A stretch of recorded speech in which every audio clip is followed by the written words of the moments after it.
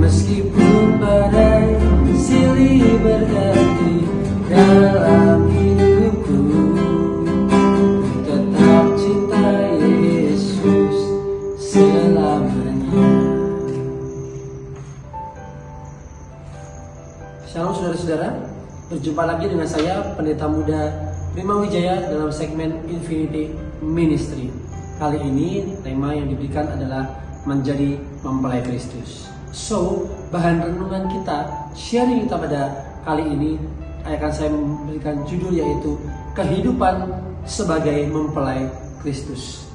Kita buka ayatnya bersama-sama dalam Wahyu pasal 21 ayat yang ke-9.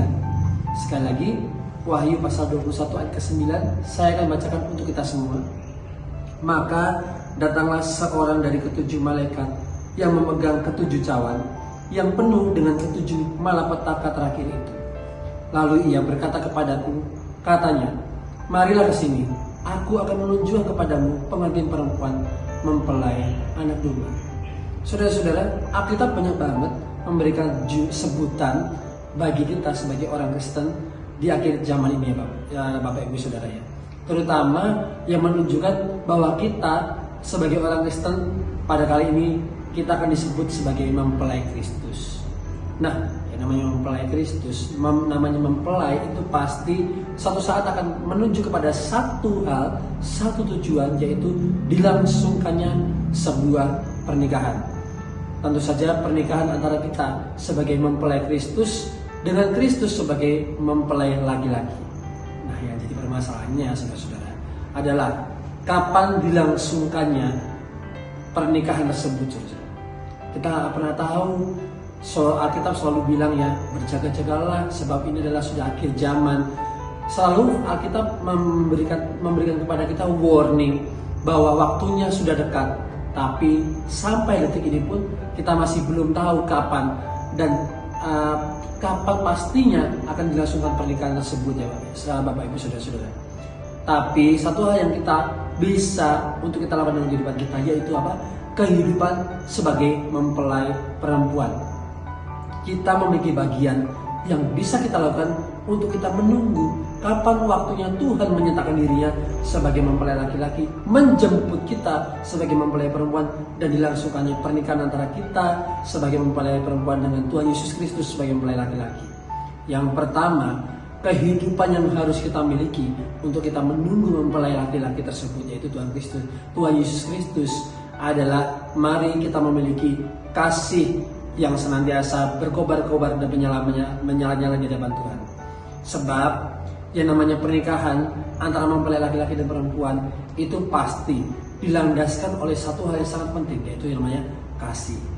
Dalam kehidupan kita sebagai manusia, seringkali kasih itu bersifat menurun, makin lama makin kendor, makin lama makin tidak berapi-api.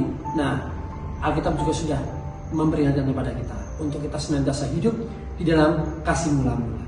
Karena itu saudara-saudara, yang pertama yang bisa kita lakukan untuk kita menunggu hari di mana kita dijemput oleh mempelai laki-laki adalah kita memelihara kasih kita tetap menyala-nyala kepada Tuhan. Memang akhir zaman ini begitu banyak hal yang terjadi, masalah begitu banyak terjadi dalam kehidupan kita, sehingga kita makin lama makin menurun kualitas kasih kita baik kepada sesama maupun kepada Tuhan. Namun mari kita belajar untuk kita tetap menjaga nyala api kasih kita kepada Tuhan sampai waktunya Tuhan menjemput kita. Poin yang kedua, yang terakhir, kehidupan kita sebagai mempelai Kristus di akhir zaman ini adalah mari kita terus memelihara bahkan meningkatkan tingkat kedewasaan kita. Nah, saudara-saudara, yang namanya mempelai ketika mau menikah pasti syarat utama selain yang namanya kasih adalah yang namanya kedewasaan. Tidak mungkin anak kecil menikah, benar ya saudara-saudara?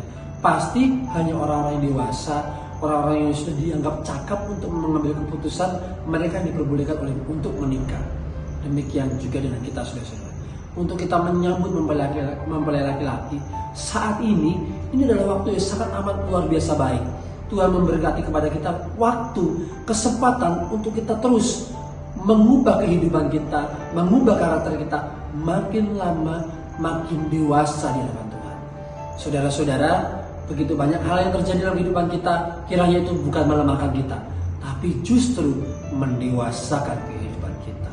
Kita sebagai orang percaya justru tidak boleh makin lemah dengan apapun yang saat ini sedang terjadi di tengah-tengah dunia ini, tetapi justru makin kuat di dalam Tuhan, makin dewasa di dalam Tuhan, makin mengenal Tuhan dengan benar, sehingga kita layak disebut mempelai Kristus. Demikian yang bisa saya bagikan pada renungan kali ini. Kiranya menjadi berkat untuk kita semua, dan kita semua siap menjadi mempelai Kristus, dan siap untuk dijemput Kristus untuk menikmati kehidupan bersama-sama dengan Kristus. Tuhan Yesus memberkati kita semua. Amin.